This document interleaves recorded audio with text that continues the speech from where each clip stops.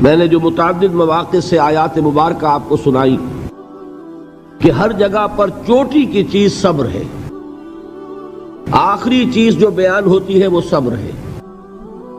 سورۃ العصر میں آخری بات وَتَوَاصَوْا بِالصَّبْرِ یا ایھا الذین آمنوا استعینوا بالصبر والصلاۃ، اے ایمان والو مدد حاصل کرو صبر سے اور نماز سے۔ ان اللہ مع الصابرین، اللہ تعالیٰ صبر کرنے والوں کے ساتھ ہے۔ اور پھر آگے چل کر وبشر الصابرین الذین اذا اصابتهم مصیبۃ قالوا انا للہ وانا الیہ راجعون، اے نبی بشارت دیجئے، خوشخبری دیجئے ان صبر کرنے والوں کو کہ جن پر جب بھی کوئی تکلیف یا مصیبت نازل ہوتی ہے تو کہتے ہیں کہ ہم اللہ ہی کے ہیں اور اللہ ہی کی طرف ہمیں لوٹ جانا ہے۔ صبر کا مفہوم ہے اپنے آپ کو تھامنا، روکنا، برداشت کرنا، تحمل کرنا، اور جو بھی اپنا ایک طے شدہ مقصد ہے کسی بھی مخالفت سے بددل ہوئے بغیر، کسی بھی تکلیف یا مصیبت سے ہراساں ہوئے بغیر اس کی طرف پیش قدمی کیے چلے جانا۔ بڑی سخت سردی پڑ رہی ہے، فجر کا وقت ہے، گرم پانی کا اہتمام نہیں ہے، اب اس وقت فجر کی نماز کے لیے اٹھنا، ٹھنڈا پانی اگر ہے تو وضو تو کرنا ہوگا، اس ٹھنڈے پانی سے وضو کرنا، اس وقت لحاف سے نکلنا ہی بہت مشکل، ٹھنڈے پانی سے وضو کرنا اور مصیبت۔ یہ جب تک انسان میں صبر کا مادہ نہ ہوگا ممکن ہی نہیں۔ اس کو کہیں گے صبر علی الطاعہ، اطاعت پر صبر کرنا۔ ناگواری محسوس ہو رہی ہے لیکن اس ناگواری کو برداشت کرتے ہوئے انسان اللہ کے حکم کے اوپر جمع رہے، اللہ کے حکم پر عمل کرے۔ یہ کیا ہے؟ یہ صبر ہے۔ اگر یہ صبر نہیں ہے تو ظاہر بات ہے کہ انسان اللہ کے اس حکم پر عمل نہیں کر سکے گا۔ صبر کا مادہ نہیں ہوگا تو آپ کام نہیں کر سکیں گے۔ اور اسی کا ایک دوسرا رخ ہے، جب آپ دعوت حق کے لیے کھڑے ہوں گے پہلا قدم کیا آتا ہے؟ استہزاء، تمسخر، مذاق اڑانا، جس کی میں مثال اب دینا چاہتا ہوں محمد الرسول اللہ صلی اللہ علیہ وسلم کی شخصیت سے۔ دیکھیے ہم کیا اور ہماری بساط کیا، ہم کیا مبلغ ہوں گے، کیا داعی ہوں گے، ہمارے اپنے دامن پر داغ ہوتے ہیں، لیکن یہ کہ محمد الرسول اللہ کے دامن پر کوئی داغ تھا؟ ان کو تو سارے مکے والے الصادق الامین کہتے تھے، نہایت محبوب شخصیت تھے، ان کے لیے تو جا صادق جا الامین یہ الفاظ سننے میں آتے تھے، آنکھوں کا تارا۔ لیکن جب آپ نے دعوت اب شروع کی، اب قرآن مجید میں دیکھیے کسی نے کہا مجنون ہو گئے، دماغ خراب ہو گیا، پاگل ہو گئے، اجی شاعر ہیں، کچھ شعر جوڑ لیتے ہیں ہم پر دھوس جماتے ہیں۔ کسی نے کہا ساحر ہیں، کچھ جادو سیکھ لیا ہے، یہاں تک کہ ایسے بدبخت بھی پیدا ہوئے، قرآن میں ہے ساحر کذاب، سحر کرنے والا جادوگر نہایت جھوٹا۔ یہ الفاظ کہے جا رہے ہیں کس کی شان میں؟ محمد الرسول اللہ صلی اللہ علیہ وسلم۔ قرآن میں نقل کیا گیا یا ایھا الذی نزل علیہ الذکر انک لمجنون۔ کبھی آپ نے اس کا ترجمہ سوچا؟ ہے وہ شخص، دیکھیے تصور کیجئے حضور جا رہے ہیں، تشریف لے جا رہے ہیں، کسی دعوت میں ہے، تبلیغ میں، یا ویسے ہی تشریف لے جا رہے ہیں، اور کوئی ایک جمگھٹا ہے لوگوں کا، ادھر سے فقرہ آتا ہے، تیر کی طرح لگتا ہے دل میں جا کر محمد کے صلی اللہ علیہ وسلم۔ اے وہ شخص جس کا یہ خیال ہے کہ اس پر کوئی ذکر نازل ہو رہا ہے، ہمارے خیال میں تو تمہارا دماغ خراب ہو گیا ہے۔ یا ایھا الذی نزل علیہ الذکر انک لمجنون، کہا کہ نہیں کہا؟ اور یہ نہ سمجھیے کہ حضور صلی اللہ علیہ وسلم کے قلب مبارک کو تکلیف نہیں ہوتی تھی۔ میں قرآن سے ثابت کروں گا، میں کہیں کوئی کہانیاں بیان نہیں کرنا چاہتا۔ قرآن نے کہا ہے وَلَقَدْ نَعْلَمُ انک یضیق صدرک بما یقولون، اے نبی ہمیں خوب معلوم ہے صلی اللہ علیہ وسلم کہ جو کچھ یہ لوگ کہہ رہے ہیں اس سے آپ کا سینہ بھجتا ہے، یہ جو گھٹن ہوتی ہے، صدمہ ہوتا ہے۔ انک یضیق صدرک بما یقولون، ہمیں خوب معلوم ہے کہ جو کچھ یہ باتیں آپ کو سننی پڑ رہی ہیں، یہ کڑوی کسیلی باتیں، یہ جو فقرے چست ہو رہے ہیں، استہزاء ہو رہا ہے، تمسخر ہو رہا ہے۔ سورہ ہجر میں ہے، ایک جگہ کھڑے ہوئے لوگ قرآن کا مذاق اڑا رہے ہیں، بھائی فلاں آیت تم لے جانا، فلاں آیت میری ہوگی، اس کے ٹکڑے کر رہے ہیں، اس کے ٹکڑے حصے بکھرے کر کے قیمہ بنا کر ان آیات کا تمسخر اڑا رہے ہیں۔ ایک جگہ قرآن مجیدی میں مذکور ہے کہ فرشتوں کا مذاق اڑ رہا ہے، بھائی یہ دیکھو محمد نے کہا ہے صلی اللہ علیہ وسلم کہ جہنم پر تو کل 19 فرشتے ہیں، علیہا 19 قرآن میں آیت نازل ہوئی۔ ایک پہلوان کہتا بھائی 10 کو تو میں سنبھال لوں گا، باقی 9 کا تم انتظار کر لو۔ یہ باتیں آ رہی ہیں حضور کے کانوں میں، کلام الہی کے ساتھ کیا سلوک ہو رہا ہے، مجھ پر کیا فقرے چست کیے جا رہے ہیں، مجھ پر جس طریقے سے استہزاء اور تمسخر کا رویہ اختیار کیا گیا ہے، دل بھج رہا ہے، دل میں صدمہ ہے۔ دیکھیے سورہ نون ہے، اور میرے نزدیک یہ دوسری وحی ہے جو حضور پر نازل ہوئی ہے، اس کی ابتدائی آیات، نون والقلم وما یسطرون ما انت بنعمت ربک بمجنون وان لک لاجرا غیر ممنون وانک لعلی خلق عظیم فستبصر ویبصرون بأیکم المفتون ان ربک هو یعلم بمن ضل عن سبیلہ وهو اعلم بالمہتدین۔ نون، قسم ہے قلم کی اور جو کچھ یہ لکھتے ہیں۔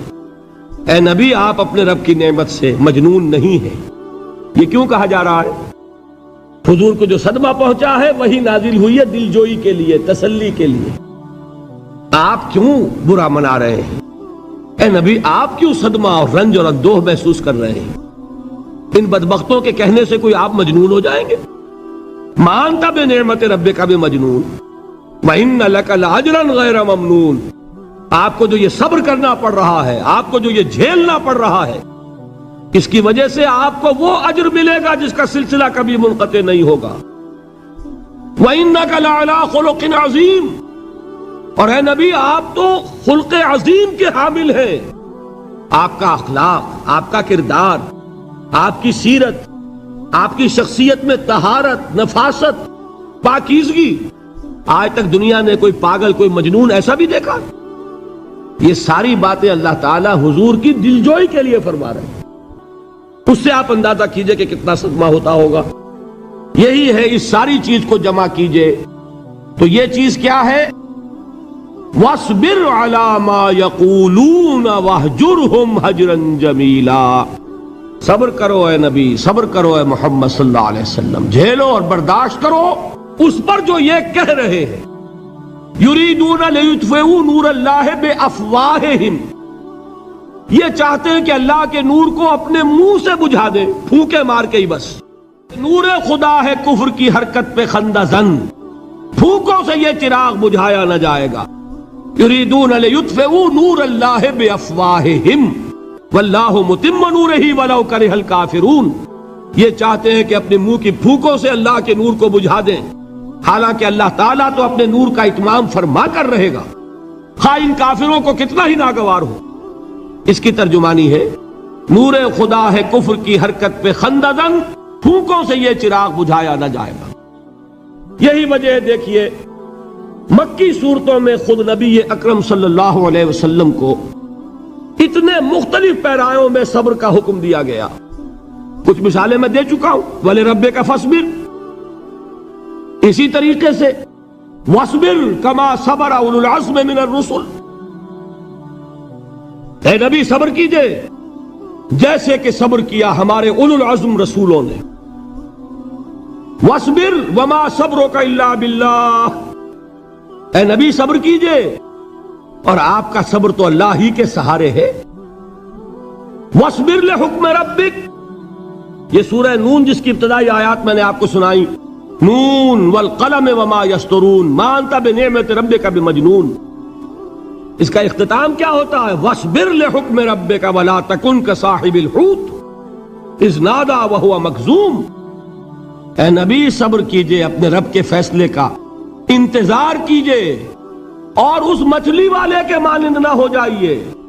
مچھلی والا کون؟ حضرت یونس علیہ السلام۔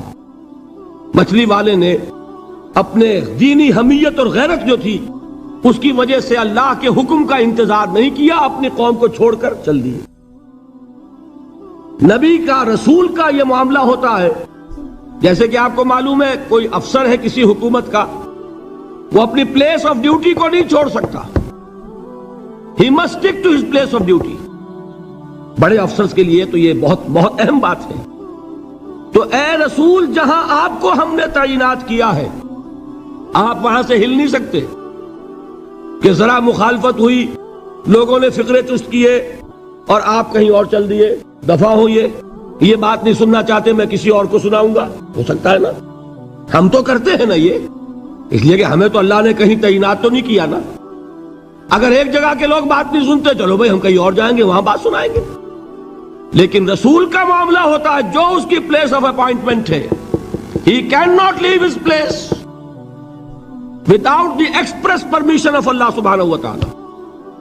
آپ نے یہ سنا ہوگا، سیرت کی تقاریر میں پڑھا ہوگا کہ مدینے کی طرف ہجرت کی اجازت حضور نے تمام صحابہ کو دے دی، خود منتظر رہے جب تک کہ اللہ کی طرف سے اجازت نہیں آ گئی۔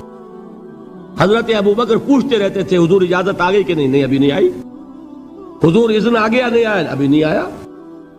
حبشہ کی طرف سب کو بھیج دیا، اجازت دے دی جو جانا چاہے چلا جائے۔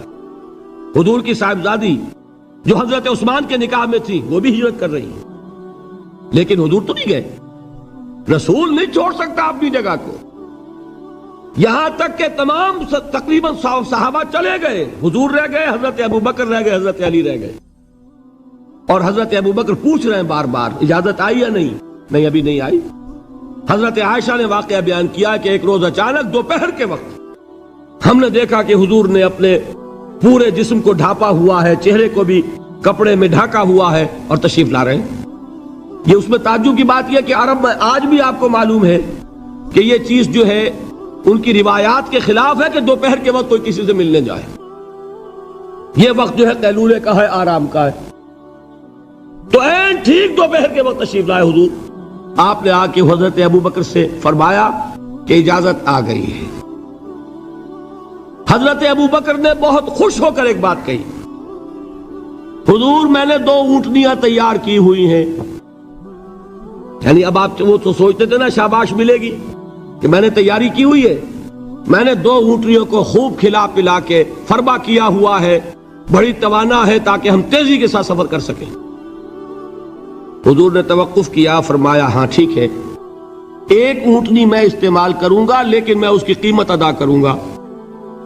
حضرت ابوبکر کی آنکھوں میں آنسو آ گئے، روتے ہوئے کہا حضور مجھ سے یہ مغایرت، کیا یہ جان اور مال کسی اور کے لیے ہے؟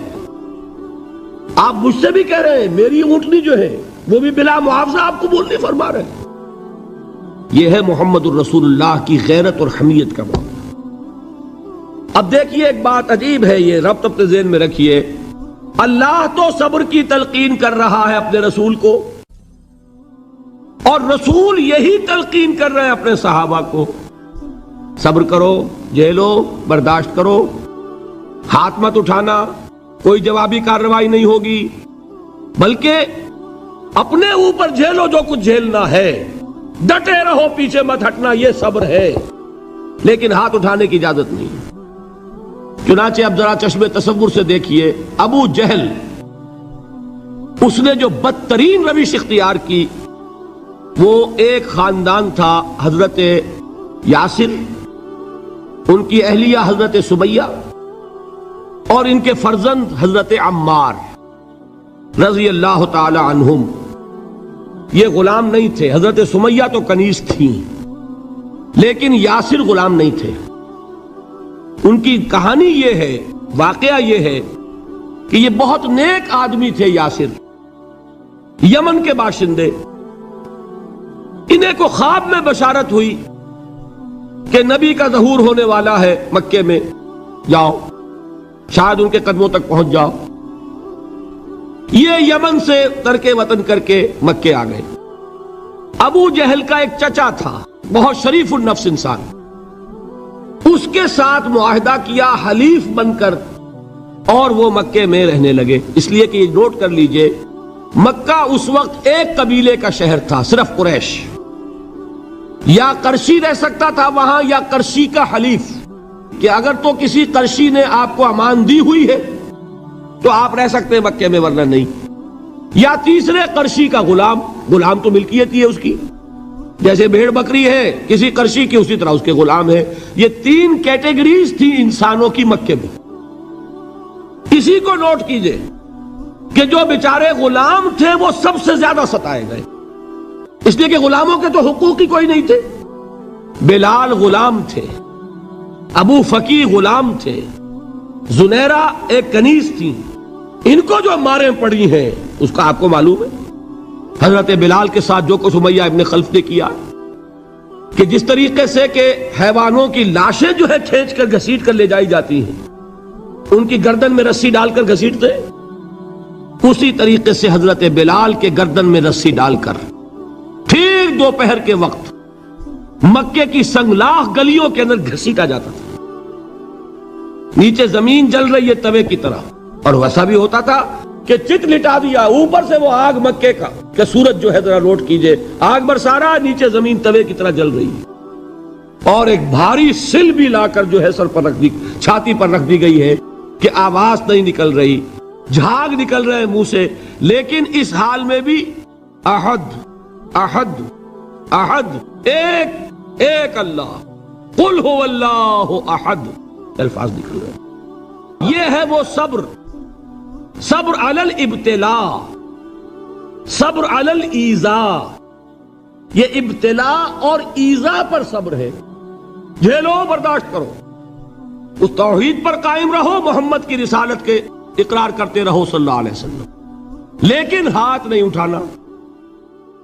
اب میں آپ کو بتا رہا تھا یہ تو غلام تھے، یہ جو تھے یاسر، یہ حلیف تھے، غلام تو نہیں تھے نا۔ البتہ وہ ابو جہل کے چچا کی کنیز تھی یہ سمیہ، انہوں نے اجازت لے کر ان سے نکاح کر لیا، یہ تو کنیز رہیں گی۔ بیٹا جو ہوا وہ بھی ایک طرح سے، جب کنیز زیادہ ہے تو غلام ہو گیا، عمار ابن یاسر۔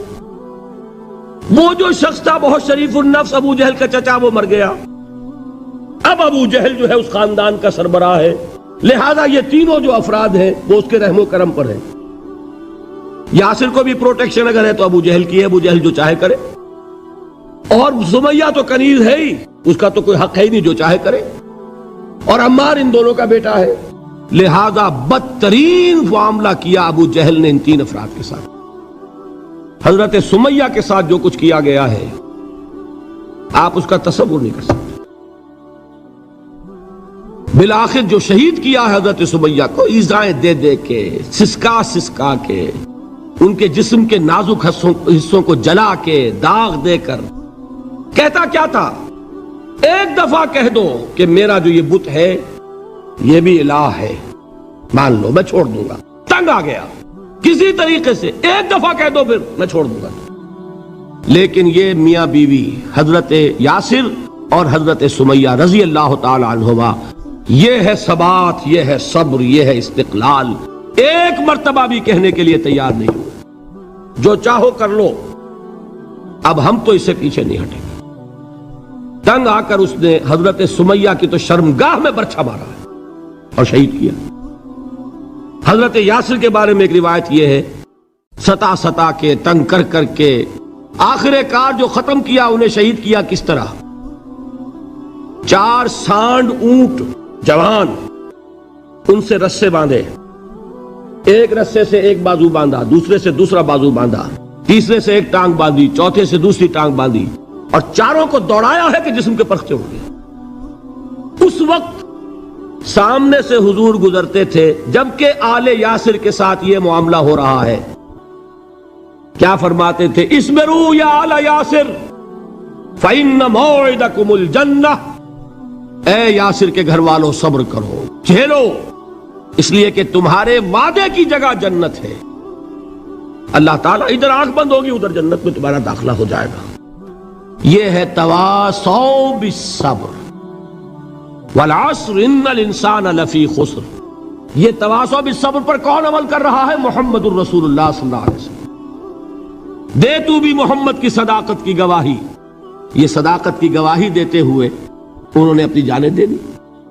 4 سے لے کر 12 تک 8 برس اس کو کہتے ہیں پرسیکیوشن، فزیکل پرسیکیوشن، تشدد، مار پیٹ، جلانا، دہتے ہوئے انگاروں پر لٹانا، فاقے رکھنا، بھوکے رکھنا، ان کو ڈال دی گئی زنجیریں، گھروں میں بند کر دیا گیا نوجوانوں کو۔ حضرت عثمان کو چچا نے ان کے ایک چٹائی کے اندر لپیٹا اور دھونی دے دی، دم گھٹ رہا ہے، جان نکل رہی ہے۔ حضرت مصعب بن عمیر رضی اللہ تعالی عنہ، وہ نوجوان 200 درہم کا جوڑا ان کا سل کر آتا تھا شام سے تیار ہو کر، لباس معطر ہوتا تھا، جدھر سے نکل گیا پوری گلی جو ہے وہ معطر ہو گئی، انگلیاں اٹھ رہی ہیں، وہ جا رہا ہے مصعب، یہ خوشبو اس کی ہے۔ اس مصعب کے ساتھ کیا سلوک کیا؟ باپ تو مر چکا تھا، ماں نے پالا تھا، دولت بہت چھوڑ کر گیا تھا باپ، لہذا ماں نے بڑے ناز و نام میں پالا، بڑے لاڈ پیار میں، 200 درہم کا جوڑا تیار ہو رہا ہے۔ لیکن یہ کہ آپ کو معلوم ہے عرب کے اس معاشرے میں عورت کی کوئی حیثیت نہیں تھی، ماں کا اختیار نہیں تھا، چچا تھا اب سربراہ خاندان کا۔ چچا نے کہا مصعب اگر تم نے اپنے باپ کا دین چھوڑ دیا ہے تو باپ کی دولت پر بھی تمہارا کوئی حق نہیں ہے، نکل جاؤ گھر سے۔ اس نے یہ سوچا تھا کہ مصعب کے ہوش ٹھکانے آ جائیں گے، دن میں تارے نظر آ جائیں گے، ناز و نام میں پلا ہوا گھر سے نکل کے جائے گا کہاں، یہ سارا نشہ جو ہے توحید کا یہ حیران ہو جائے گا۔ حضرت مصعب کا جواب بالکل برعکس تھا، اچھا ٹھیک ہے چچا جان میں گھر چھوڑتا ہوں۔ وہی بات جو کبھی کہی تھی ابراہیم نے، باپ نے کیا کہا تھا؟ واجرنی ملیہ، جاؤ چلے جاؤ، دفع ہو جاؤ میری نگاہوں سے۔ حضرت ابراہیم نے کیا جواب دیا تھا؟ سلام علیک ساستغفر لک ربی انہ کان بی حفیہ۔ اچھا ابا جان آپ کا حکم یہی ہے تو میں چلتا ہوں، آپ پر سلامتی ہو، میرا رب مجھ پر بڑا مہربان ہے، میں اس سے آپ کے لیے استغفار کروں گا۔ چل دی۔ یہی جو ہے حضرت ابراہیمی کی نسل ہے نا قریش۔ آج ابراہیم کے ایک بیٹے کے ساتھ وہی معاملہ ہو رہا ہے مصعب کے ساتھ، اور مصعب چلنے کے لیے تیار ہو گئے۔ چچا نے سوچا، میں سمجھتا تھا کہ ہوش ٹھکانے آ جائیں گے، یہ تو تیار ہو گیا نکلنے کے لیے۔ غصے میں آ کے اگلی بات کہی، یہ کپڑے جو پہنے ہوئے تم نے یہ بھی اسی مشرک باپ کی کمائی کے ہیں، اتارو ان کو۔ وہیں کپڑے اتارے، مادر زاد برہنہ گھر سے نکالے گئے۔ ماں کے پاس پہنچے، ماں نے آنکھوں پر ہاتھ رکھے، مصعب کیا ہوا؟ ماں سے کہتے ہیں کہ ماں میں موحد ہو گیا، اور وہاں سے گئے پھر حضور کی خدمت میں، کپڑے کہیں سے مانگے ہوں گے۔ یہ مصعب ہیں 200 درہم کا جوڑا پہننے والے۔ جب حضور پر مدینے کے 12 افراد ایمان لائے تھے، بیعت عقبہ اولیٰ ہوئی، انہوں نے کہا کہ حضور ہمیں کوئی شخص اپنا ایسا شاگرد دیجئے جو ہمیں قرآن پڑھا سکے۔ حضور نے حکم دیا مصعب جاؤ، اب مدینے جاؤ، یثرب جاؤ، یثرب والوں کو قرآن پڑھاؤ، انہیں تبلیغ کرو۔ مصعب گئے ہیں وہاں، 1 سال کی کمائی 75 افراد لا کر حضور کے جھولی میں اگلے سال ڈال دیے کہ حضور یہ میری 1 سال کی کمائی ہے، 72 مرد 3 عورتیں۔ بہرحال وہ مصعب بن عمیر ہیں جو غزوہ احد میں شہید ہوئے، اور جب شہید ہوئے تو ان کے جسم پر صرف ایک چادر تھی۔ یہی چیزیں ہیں اصل میں کہ جو ہمارے دلوں کو منور کرنے والی ہیں نور ایمان سے۔ وہ علم بردار تھے غزوہ احد میں، جھنڈا مسلمانوں کا ان کے پاس تھا۔ ایک ہاتھ پر ایک شانے پر وار پڑا، ہاتھ کٹ گیا، دوسرے سے تھاما، دوسرے پہ کٹ گیا، اب دونوں حصوں کے بچے ہوئے ٹکڑوں سے جھنڈے کو تھاما، گرنے نہیں دیا، یہاں تک کہ شہید ہو گئے۔ گرے ہیں تو جھنڈا گرا ہے۔ شکل میں حضور سے بہت مشابہ تھے، خبر اڑ گئی کہ محمد شہید ہو گئے صلی اللہ علیہ وسلم۔ یہ مصعب بن عمیر کا واقعہ ہے۔ جب ان کو اب دفن کرنے کا وقت آیا، اور شہید کے لیے کفن جو ہے اس کا وہی لباس ہوتا ہے جو شہادت کے وقت ہو، حضور کے سامنے ایک پرابلم پیش کیا گیا۔ حضور مصعب کے جسم پر تو ایک چادر تھی، اور وہ چادر بھی اتنی چھوٹی ہے، یعنی 2 گز کی چادر بھی نہیں ہے، اس سے اگر سر ڈھانپتے ہیں مصحف کا تو پیر کھل جاتے ہیں، پیر ڈھانپتے ہیں تو سر کھلتا ہے، کیا کریں؟ حضور نے فرمایا سر ڈھانپ دو چادر سے اور پیروں پر گھاس ڈال دو۔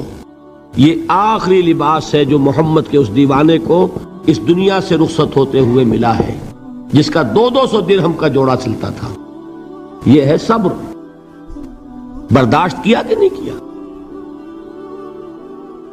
یہ خباب بن الارت پیشے کے لحاظ سے لوہار تھے۔ سوچئے ایک زندہ انسان کو دہتے ہوئے انگاروں پر لٹایا جا رہا ہے، ان انگاروں سے کھال جلی، کمر کی چربی پگھلی، اس پگھلنے والی چربی سے وہ انگارے ٹھنڈے پڑے، یہ سب کچھ جھیل رہا ایک شخص۔ سوچنے والوں نے سوچا نہیں ہوگا کیا جرم تھا ان کا، تو بڑا شریف آدمی ہے، بہت اچھا کاریگر ہے، وقت پر کام دیتا ہے، مناسب اجرت لیتا ہے، یہ کیا ہوا؟ یہ کوئی جرم نہیں، جرم صرف ایک ہے، ایک اللہ کو مانتا ہے اور محمد کے دامن سے وابستہ ہے صلی اللہ علیہ وسلم۔ فاستعینوا بالصبر والصلاۃ، مدد حاصل کرو کس سے؟ صبر سے اور نماز سے۔ ان اللہ مع الصابرین، جان لو کہ اللہ تعالیٰ صبر کرنے والوں کے ساتھ ہے۔ ولا تقولوا لمن يقتل في سبيل الله اموات، اور ہرگز نہ کہو اسے جو اللہ کی راہ میں قتل ہو جائے کہ وہ مردہ ہے۔ بل احیاء ولکن لا تشعرون، نہیں، وہ زندہ ہے لیکن تمہیں ان کا شعور نہیں ہے۔ اور سنیے اب یہ آیت اہم ترین ہے صبر کے موضوع پر۔ وَلَنَبْلُوَنَّكُمْ بِشَيْءٍ مِّنَ الْخَوْفِ وَالْجُوعِ وَنَقْصٍ مِّنَ الْأَمْوَالِ وَالْأَنفُسِ وَالثَّمَرَاتِ وَبَشِّرِ الصَّابِرِينَ، اور دیکھو ہم تمہیں آزمائیں گے۔ وَلَنَبْلُوَنَّكُمْ، ہم لازماً آزمائیں گے تمہیں، بِشَيْءٍ مِّنَ الْخَوْفِ، خوف کی کیفیت طاری کر کے، والجوع، بھوک، فقر اور فاقہ، ونقص من الاموال، مالی نقصان، والانفس، جانی نقصان، والثمرات، اور ثمرات، پھلوں اور میووں کا نقصان۔ میرے نزدیک یہاں پر ثمرات کا مفہوم ایک اور بھی ہے۔ ایک تو صاف تھا کھجور کی فصل تیار ہے، غزوہ تبوک جانے کا حکم مل گیا، کون اتارے گا؟ اور کھجور وقت پر اتری نہیں، برباد ہو جائے گی۔ یہ ہو رہا ہے نا میووں کا نقصان۔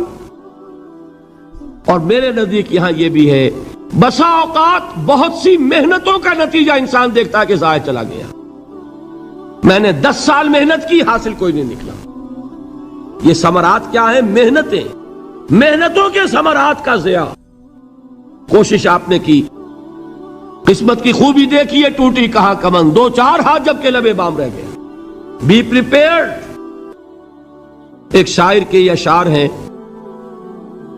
یہ فصل امیدوں کی ہمدم اس بار بھی غارت جائے گی، سب محنت صبحوں شاموں کی اب کے بھی اکارت جائے گی۔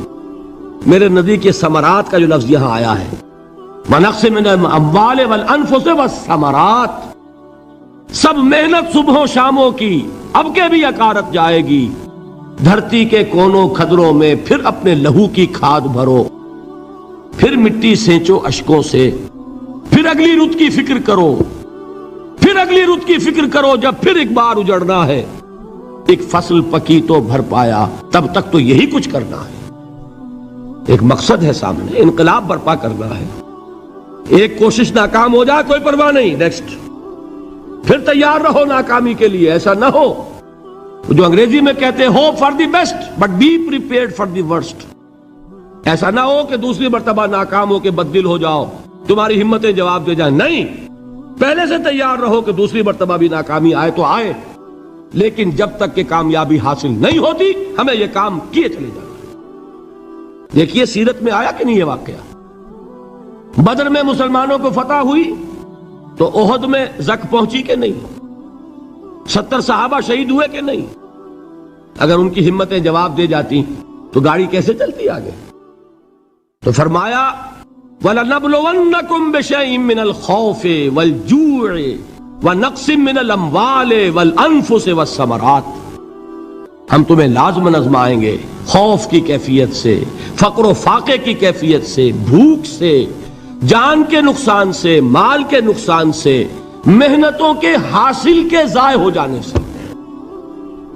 وَبَشِّرِ الصَّابِرِينَ، اور اے نبی بشارت دیجئے صبر کرنے والوں کو، الذین اذا اصابتہم مصیبت، وہ کہ جب ان پر کوئی تکلیف آئے، کوئی مصیبت آئے، کوئی آزمائش آئے، قالوا انا للہ وانا الیہ راجعون، وہ یہ کہیں کہ ہم اللہ ہی کے ہیں، اللہ ہی کی طرف لوٹ جانا ہے۔ یہ وہی انداز ہے جو میں نے فارسی کا شعر سنایا تھا آپ کو کہ سرے تسلیم خم ہے جو مزاج یار میں آئے، وہ ہمارا مولا ہے، ہمارا آقا ہے، اگر اسے یہی منظور ہے تو ہمیں بھی یہی منظور ہے۔ میں نے تسلیم و رضا کی بات کی تھی نا، آپ کو کچھ شعر سنائے تھے، ایک شعر اور سنیے، اور یہ کس کا ہے؟ محمد علی جوہر کا۔ ایک مرتبہ جیل گئے، ان کی ایک بیٹی جوان بیمار ہوئی، فوت ہو گئی، باہر چھوڑا انگریز نے، جاؤ بھائی دفن کر دو بیٹی کو۔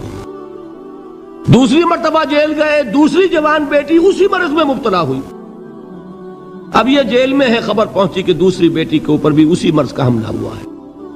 ایک نظم لکھی ہے جس کا آخری شعر یہ ہے، تیری صحت ہمیں منظور ہے لیکن اس کو نہیں منظور تو پھر ہم کو بھی منظور نہیں۔ یہ ہے، جب تک یہ کیفیت نہ ہو اس میدان میں آدمی ثابت قدم نہیں رہ سکتا کہ میرے رب کو اگر یہ منظور ہے تو یہی مجھے منظور ہے، اور تیری صحت ہمیں چاہیے تو ضرور، لیکن ہمارے رب کو منظور نہیں تو ہمیں بھی منظور۔ راضی برضائے رب۔ وَبَشِّرِ الصَّابِرِينَ الَّذِينَ إِذَا أَصَابَتْهُمْ مُصِيبَةٌ قَالُوا إِنَّا لِلَّهِ وَإِنَّا إِلَيْهِ رَاجِعُونَ، نہ شود نصیب دشمن کے شود ہلاک تیغت، سر دوستہ سلامت کے تو خنجر آزمائی۔ اولئک علیہم صلوات من ربہم ورحمہ، یہی ہیں وہ لوگ جن پر ان کے رب کی طرف سے عنایتیں ہیں اور رحمتیں ہیں۔ وَأُولَئِكَ هُمُ الْمُهْتَدُونَ، اور یہی ہے وہ لوگ جو کامیاب ہونے والے ہیں، ہدایت پانے والے، ہدایت یافتہ۔ وَالصَّابِرِينَ فِي الْبَأْسَاءِ وَالضَّرَّاءِ وَحِينَ الْبَأْسِ، اور صبر کرنے والے، اصل نیکی ان کی ہے، جسمانی تکلیفوں میں صبر کرنے والے، فقر اور فاقے میں صبر کرنے والے، اور جنگ کے وقت صبر کرنے والے۔ اولئک الذین صدقوا واولئک هم المتقون، یہ ہیں وہ لوگ جو صبر کرنے والے ہیں، یہ ہیں جو سچے ہیں، جو اپنے دعوے میں نیکی کے اور ایمان کے صادق ہیں، اور یہی وہ لوگ ہیں جو متقی۔ اللہ تعالیٰ نے کیسے کیسے مسلمانوں سے کہا، مسلمانوں تمہیں زک پہنچی ہے تو انہیں بھی تو پہنچی تھی، ان کے 70 نہیں مارے گئے تھے بدر میں، ان کے حوصلے جو ہیں وہ تو پست نہیں ہوئے، وہ اگلے سال آ گئے تم پر چڑھائی کر کے، تم کیوں اتنا برا مان رہے ہو؟ تمہارے دل اتنے زخمی کیوں ہو گئے؟ تمہیں تکلیف پہنچتی ہے تو انہیں بھی پہنچتی ہے۔ اپنی غیرت جو ہے ہمیں ذرا اس کا جائزہ لینا چاہیے۔ لوگ باطل نظریات کے لیے کتنی قربانیاں دے رہے ہیں، لوگ باطل چیزوں کے فروغ کے لیے کتنی محنتیں کر رہے ہیں۔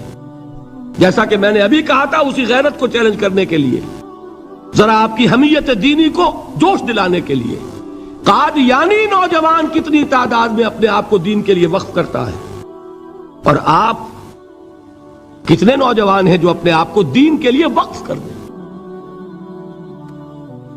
اور ہوں وہ کھاتے پیتے گھرانوں کے لوگ۔ یہ نہیں ہے کہ اگر کوئی اور کام نہیں کر سکتا تو پھر یہ ہے کہ وہ دین کے کام میں لگ جائے۔ باصلاحیت لوگ، کھاتے پیتے لوگ، ذہنی استعداد رکھنے والے لوگ، اونچے گھرانوں کے لوگ، وہ وقف کریں اپنے آپ کو دین کے لیے۔ اس کے بغیر کیسے باہر آ جائے گی، کیسے رونق آ جائے گی؟ تو دنیا میں باطل نظریات والے جو ہیں، یہ بات کہی گئی ہے، مسلمانوں تم اگر توحید کے لیے لڑ رہے ہو، دیکھتے نہیں ابو جہل کو، اس نے گردن کٹوائی ہے شرک کے لیے، شرک کے لیے گردن کٹوائے، اور تم توحید کے لیے گردن کٹوانے کو تیار نہ ہو۔